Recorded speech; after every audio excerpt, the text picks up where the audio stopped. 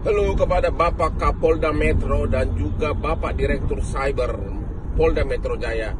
Tolong ditonton acara di Trans TV, acara Rumpi, show Rumpi jam 4 sore tanggal 1, di mana ada satu pasangan ketawa-ketawa setelah Fairuz membuat laporan polisi tentang konten asusila di Polda Metro.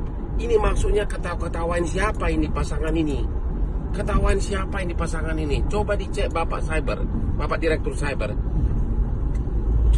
Pak, saya dan klien saya Fairuz sangat percaya kepada kewibawaan Polda Metro Jaya, khususnya yang saya hormati Bapak Kapolda Metro. Tapi kenapa cara ketawa pasangan itu?